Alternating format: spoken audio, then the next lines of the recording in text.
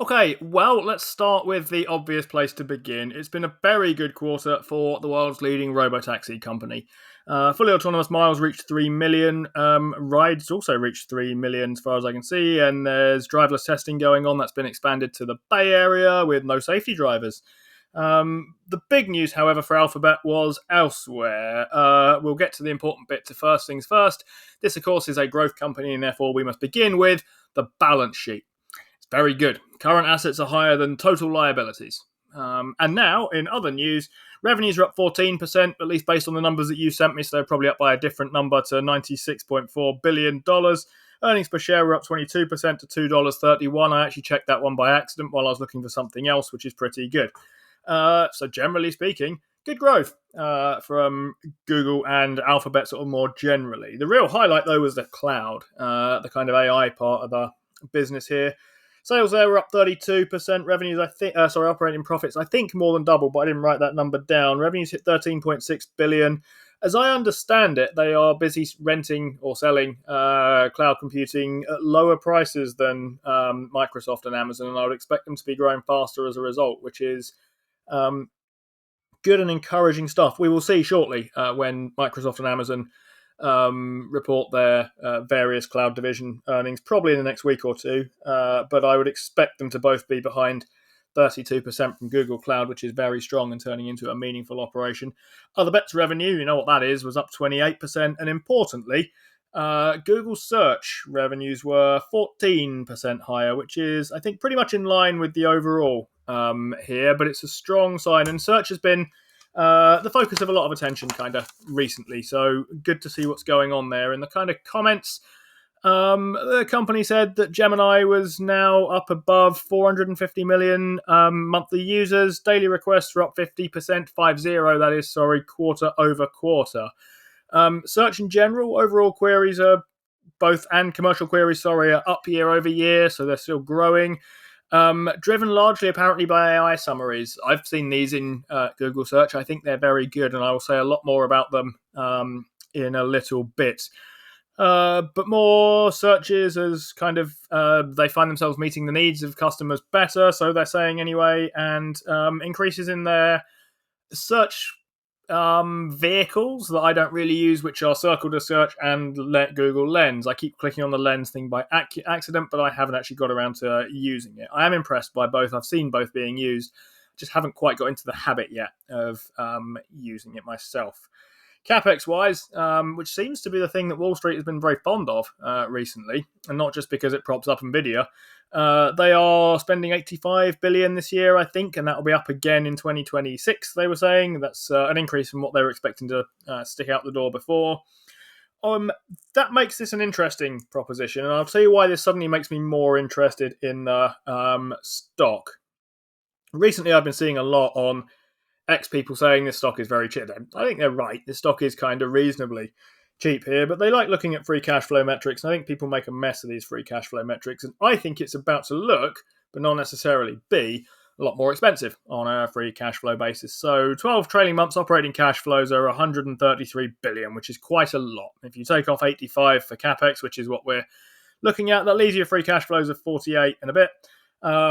Knock out stock-based comp, which I probably would in this case, because I generally do, takes you back down to 25 and change, and that puts you to price to what we'll call now adjusted, because I've adjusted it, free cash flow of 87 times. Now, that's only because they're hammering a load of money into cloud computing, which appears to have an unlimited runway for growth. That will be the case until it doesn't, but it doesn't seem to be stopping anytime in the near future.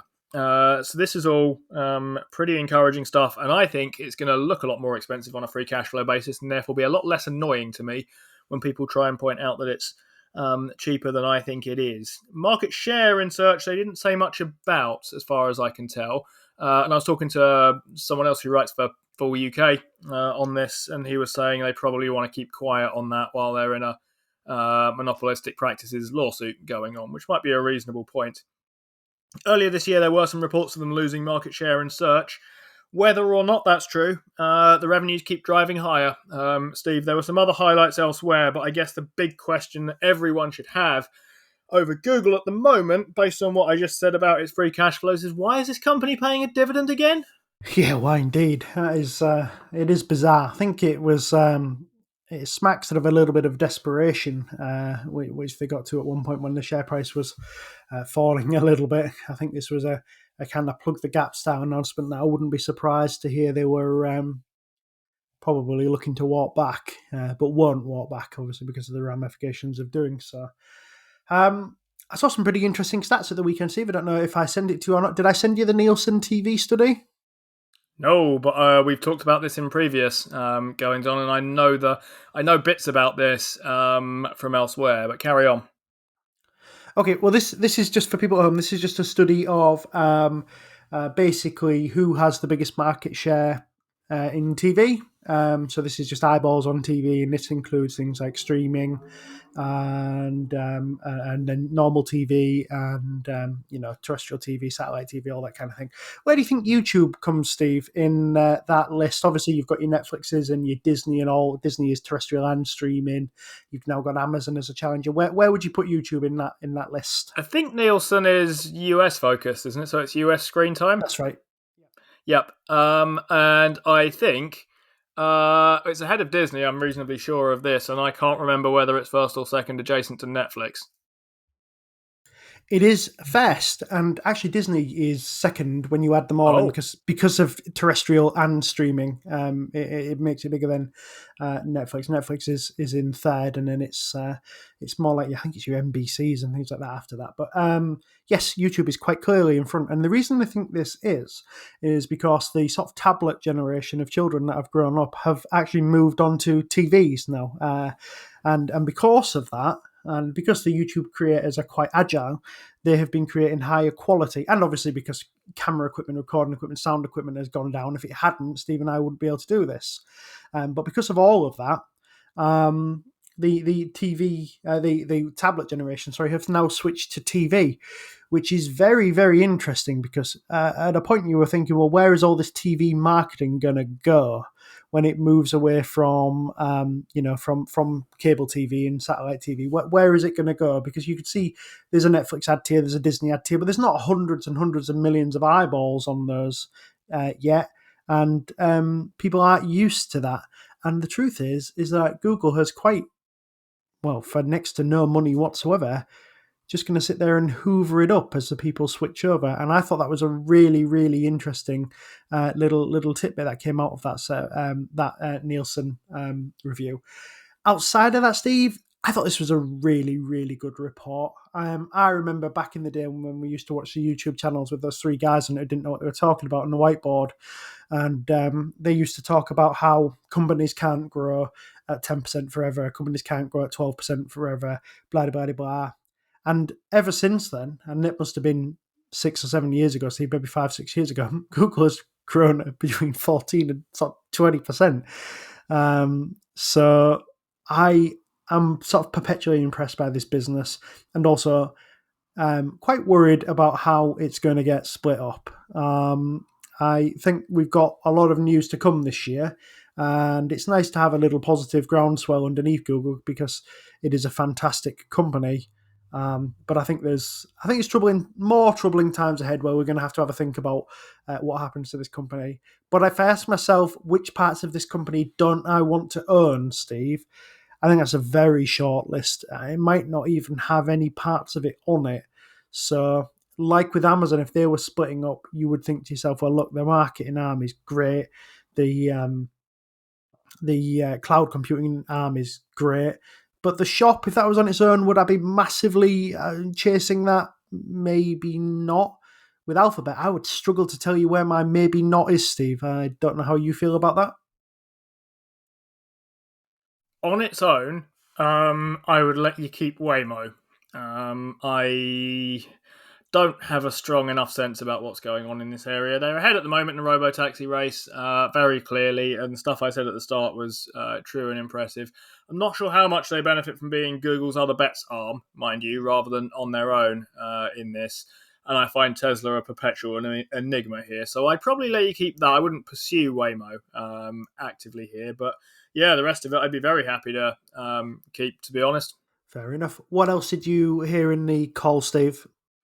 I heard various little bits and pieces, but I'll bring your attention to something else that I saw kind of going on here.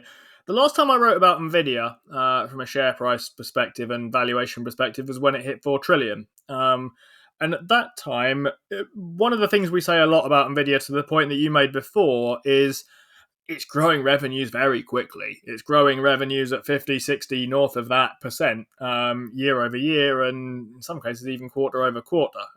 The revenue growth numbers are very, very high. Here's the thing, though, with NVIDIA, and this is not a knock on it particularly, those growth numbers are impressive.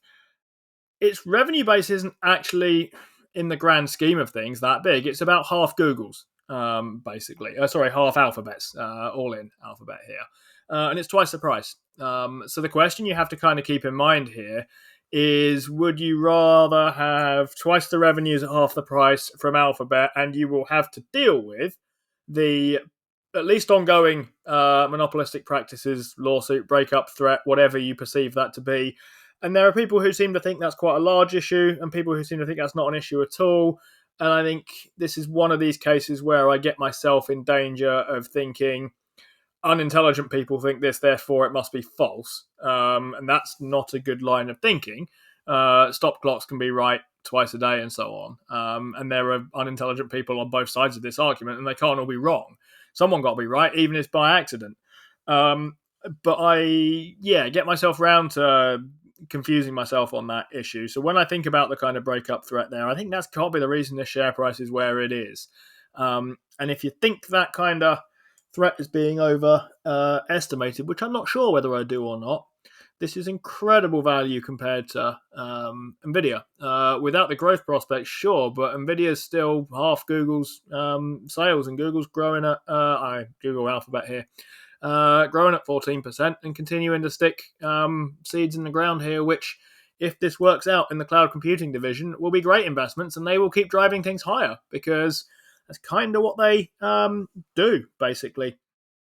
In terms of search, I find myself using Google Search more now than I did, because I've started using it as, I can't remember where this distinction comes from, which is an answer engine rather than a search engine. I've never really had much joy in the past, by let's say last over years ago, typing questions into Google and looking for an answer. I've had more joy typing in phrases and things like that. So I would type in things like FA Cup final results rather than who won the FA Cup final or something along those lines, because I've never found it provides me a decent answer to any questions that I've been asking. But it does do that now, and that's potentially, I think, going to be the thing that sets Google ahead of its other. I think a lot of these chatbots are a bit much of a muchness, especially at the level that I use them at. I'm not doing anything super high-powered with them. So Gemini and ChatGPT and Perplexity, they all work roughly as well for my purposes. But I am a Google search person by habit, and if I get round to starting to type questions into that rather than into any of those things I just mentioned, including Gemini, for that matter, I quite like Google's position here. They spoke very positively in that earnings call, Steve. Yeah, and I think these AI overviews are going to get cheaper and cheaper for them to serve as they improve the technology as well. So that'll just increase the profitability. Not that profitability is having any particular speed issues. I think it was up 20%. It was ahead of revenue, so they're still doing really, really well.